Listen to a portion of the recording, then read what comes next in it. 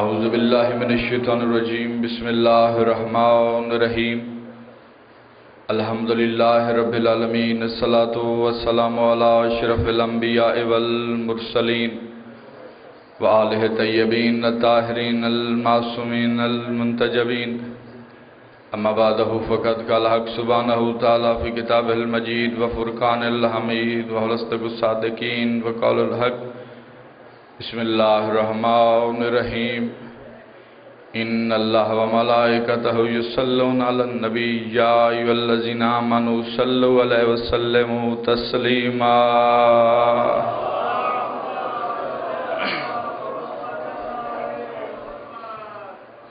دعا ہے آل محمد کا عظیم خالق ہماری اس عظیم تر عبادت کو اپنی بارگاہ میں قبول فرمائے۔ رب کونین شہزادی کونین کے صدقہ جتنے بھی ہاتھ دلیز سیدہ سے خیرات مانگنے کے لیے آئے ہیں، میرا مالک سخی عباس کے گٹے بازوں کو صدقہ کوئی بھی ہاتھ خالی واپس نہ جائے۔ میرا مالک بانیان کا خرچ اخراجات لنگر نیاز اپنی بارگاہ میں قبول بھی فرما اور منظور بھی فرما۔ میرا مالک جتنے مومن بھی اولاد ہیں صدقہ جناب رب آپ کی خالی جھولی کا انہیں اولاد نرینہ عطا فرما۔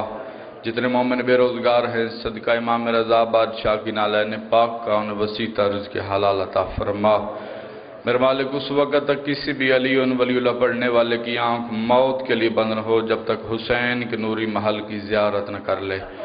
ہماری سب سے بڑی دعا ہمارے وارث حقیقی حجت خدا امام زمن سرکار کا جلد جلد ظہور فرما۔ تمام دعاؤں کی قبولیت کے لیے سارے صحبان مل کے صلوات۔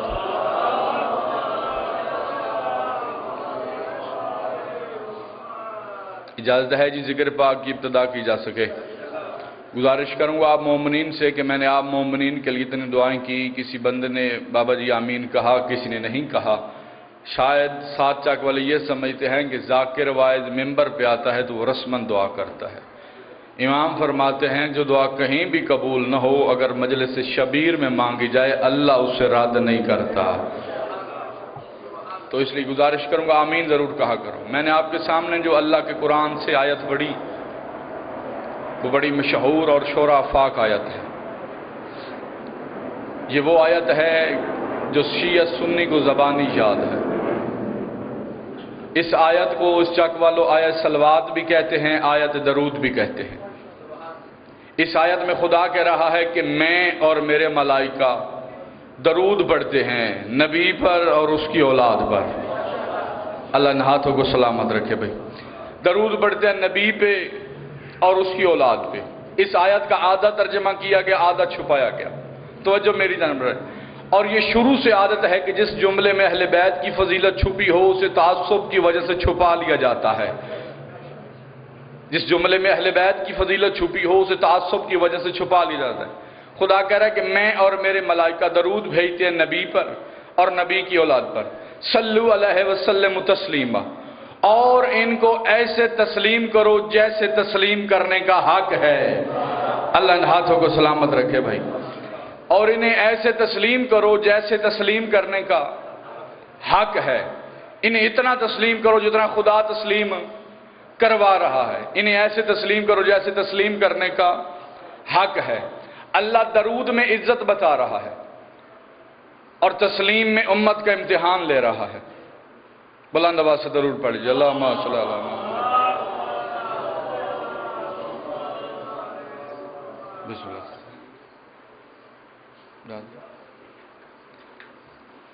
اللہ درود میں عزت بتا رہا ہے۔ تو جو میری جانب ہے بابا جی تشریف لے آئے، بس ممبر ان کے حوالے کرنے لگا۔ اللہ درود میں عزت بتا رہا اور تسلیم میں امت کا امتحان لے رہا ہے۔ اس چاک والو قرآن میں تدبر کا حکم ہے، قرآن میں فکر کا حکم ہے۔ قرآن منزل تحقیق پہ نہیں منزل تسلیم پہ ہے۔ قرآن منزل تحقیق پہ نہیں منزل تسلیم پہ ہے۔ قرآن منزل تحقیق پہ نہیں منزل تسلیم پہ ہے۔ میں یہ نہیں کہہ رہا کہ اسلام میں تحقیق نہیں، اسلام میں تحقیق ہے۔ کس چیز پہ تحقیق ہے؟ بعد گنہگار کہے تحقیق کرو، خاکی کہے تحقیق کرو، بشر کہے تحقیق کرو، غیر معصوم کہے تحقیق کرو، اللہ کہے تسلیم کرو، اللہ کہے تسلیم کرو، نبی کہے تسلیم کرو، امام کہے تسلیم کرو، قرآن کہے تسلیم کرو۔ آج اس چک والوں نوبت یہ آ گیا کہ جن کی بات کو تسلیم کرنا تھا ان کی بات پہ تحقیق ہو رہی ہے۔ اللہ آپ کو سلامت رکھے بھائی، جن کی بات کو تسلیم کرنا تھا ان کی بات پہ تحقیق ہو رہی ہے۔ میرا خیال ہے کہ کچھ نہ کہہ کے بھی کچھ کہا جا سکتا ہے، اس سے بہتر اشارہ سمجھنے والی اللہ نے قوم خلق ہی نہیں کی۔ جن کی بات پہ آنکھیں بند کر کے تحقیق کرنی تھی ان کی بات پہ آنکھیں بند کر کے تسلیم کی جا رہی ہے، اور جن کی بات آنکھیں بند کر کے تسلیم کرنی تھی ان کی بات کو تحقیق کی جا رہی ہے۔ میں نے کہا قرآن منزل تحقیق پہ نہیں، منزل تسلیم پہ ہے۔ صاحبان عقل اور فکر میرے سامنے تشریف فرما ہے، قرآن میں بیشتر ایسی چیزیں ہیں جسے انسانی ذہن نہیں مانتا، لیکن جب ہم منزل اسلام پہ آتے ہیں تو ہمیں ماننا پڑتا ہے۔ قرآن کہہ رہا ہے کہ آدم کا بغیر ماں باپ کے دنیا میں آنا، عقل نہیں مانتی تسلیم کرو۔ نوح کے دور میں تندور سے پانی نکلے پوری کائنات میں پھیل جائے، عقل نہیں مانتی تسلیم کرو۔ ابراہیم آگ سے کیسے زندہ نکل آئے، عقل نہیں مانتی تسلیم کرو۔ ابراہیم کا بیٹا اسماعیل چھری سے کیسے زندہ آ گیا، عقل نہیں مانتی تسلیم کرو۔ یعقوب کو یوسف کے کرتے سے بنائی ملی، تحقیق نہ کرو تسلیم کرو۔ موسیٰ نے عصا کے ذریعے دریا میں رستہ بنایا، تحقیق نہ کرو تسلیم کرو۔ مصر کی عورتوں نے یوسف کو دیکھ کے انگلیاں کاٹ لی، تحقیق نہ کرو تسلیم کرو۔ عیسیٰ بغیر باپ کی دنیا میں کیسے آ گیا، تحقیق نہ کرو تسلیم کرو۔ اس کا مطلب ہے قرآن نے اپنے ابتدائیہ میں کہہ دیا ہے الف لام میم ذالک الکتاب لا ریب فیہ، اس پہ شک نہ کرنا، اسے سوچنا نہ، جو یہ بولتی جائے اسے مانتے جانا، جو یہ کہتی جائے اسے تسلیم کرتے جانا۔ اس شک والوں مجھے مسلمانوں کی عقل سمجھ میں نہیں آتی، جب اللہ کے کلام پہ تحقیق نہیں ہو سکتی تو اللہ کے امام پہ تحقیق کیسے ہو سکتی ہے؟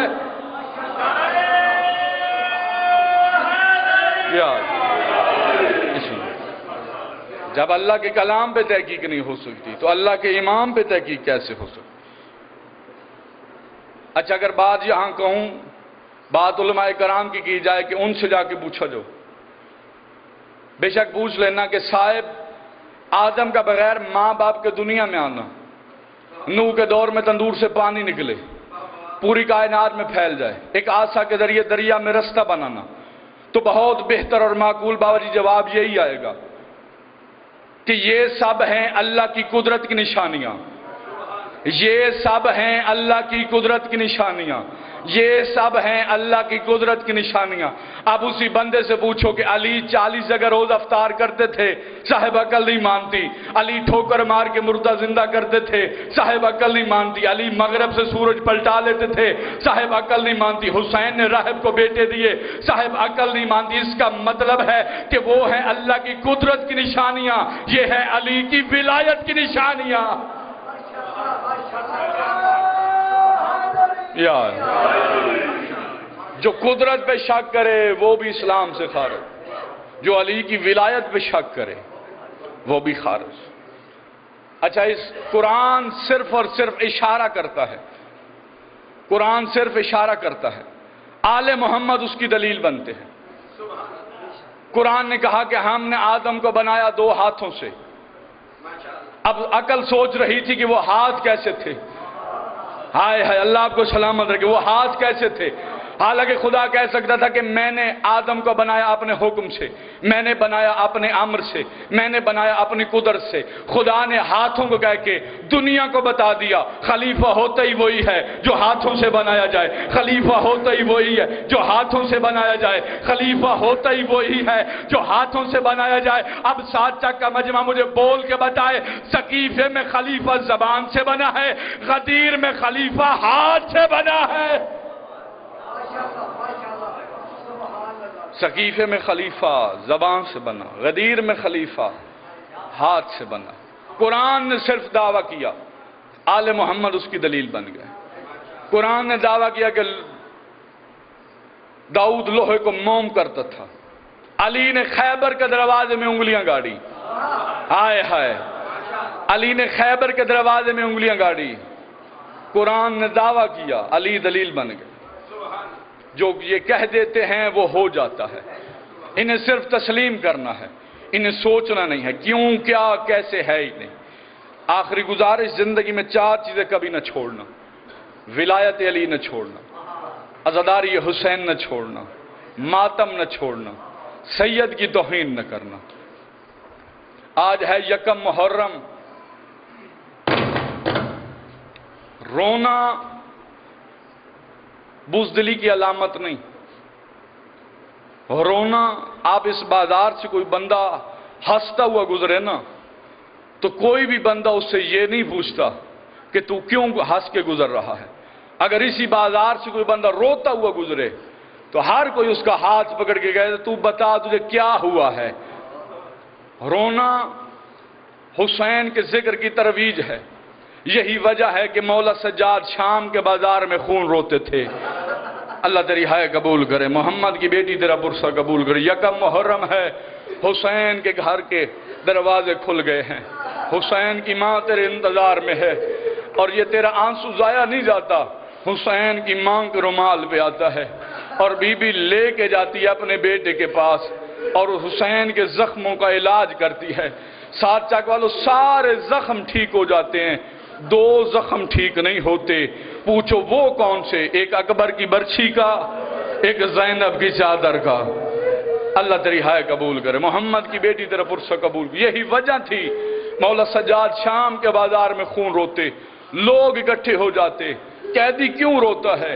سجاد حسین کا بیٹا کربلا سناتا، وقت بیتتا گیا، کربلا پھیلتی گئی۔ رونا بزدلی کی علامت نہیں، ذکر حسین کی ترویج ہے۔ تیرے میرے چوتھے امام کا ایک صحابی تھا، امام گھر میں بھی بیٹھتے، کربلا یاد کرتے، شام یاد کرتے، خون روتے۔ ایک دن مولا کا صحابی آیا، اس نے کہا مولا آپ گھر میں رہتے ہیں، آپ کی آنکھوں میں خون آتا ہے، مولا ایسا کیا کریں بازار میں آئیں، آپ گھر سے بازار میں آئیں گے آپ کا دل ہلکا ہو جائے گا۔ تیرے میرا چوتھا امام کہتے جب میں بازار میں جاتا ہوں مجھے شام کا بازار یاد آتا ہے۔ اللہ تیری ہائے قبول کر، جب میں بازار آتا ہوں مجھے شام کا بازار یاد آتا ہے۔ اس نے کہا مولا پھر مجھے بتائیں کس وجہ سے آپ کو خوشی مل سکتی ہے؟ اس نے کہا مولا میرے گھر میں میرے بیٹے کی شادی، میں مجلس کا فیض پڑھنے لگا ہوں، آخری سطر و ممبر چھوڑنے لگا ہوں، مولا میرے گھر میں ہے میرے بیٹے کی شادی۔ امام نے فرمایا جب سے کربلا میں قاسم کے سیرے اجڑے ہیں نا، امیر ہے وہ بندہ جس نے ہائے نہیں کہی۔ اس دن سے ہم سیدوں کو خوشیاں اچھی نہیں لگتی، جس دن میرا اکبر گھوڑے کی زین سے گرا ہے اس دن سے ہمیں خوشیاں اچھی نہیں لگتی۔ مولا میری حسرت ہے کہ آپ میرے بیٹے کی شادی میں شریک ہوں۔ تیرا میرا چوتھا امام کہتا ہے اگر تیرا دل کرتا ہے نا کہ تیرا امام تیرے گھر آئے پھر اس طرح کر، اپنے گھر میں میرے دادا باب حسین کی مجلس کروا، اپنے گھر میں میرے باب حسین کی مجلس کروا۔ اب وہ مومن چلنے لگا، جو دروازے پہ پہنچا، جس نے ماتم کرنا ہے دیکھنا میری طرف، امام نے فرمایا رک جا۔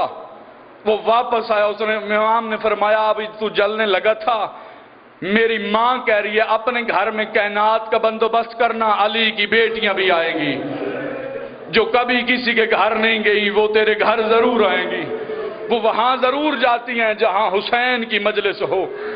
کائنات لگی اس کے گھر میں، مجلس کا تمام، پہلا ذاکر آیا ممبر پہ کھڑا ہو گیا۔ اب وہ مومن دیکھ رہا تھا کہ میرے امام نے وعدہ کیا تھا کہ میں ضرور آؤں گا، سچی ماں کا بیٹا ہے، جھوٹ نہیں بولتا، آئے گا تو صحیح۔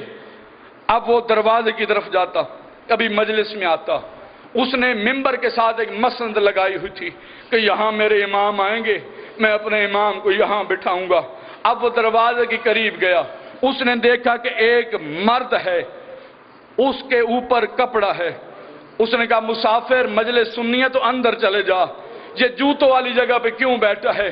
تیرے میرے چوتھے امام نے اپنے چہرے سے کپڑا ہٹایا، امام نے فرمایا پہچان میں علی زین العابدین ہوں۔ اس نے کہا مولا آپ یہاں کیوں بیٹھے ہیں؟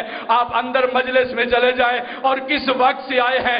امام کہتے ہیں جب سے پہلا عزادار آیا ہے اس وقت سے میں یہاں بیٹھا ہوں، ہر ایک کا نام لے لے کے میں شکریہ ادا کر رہا ہوں کہ تو غریب کو رونے کے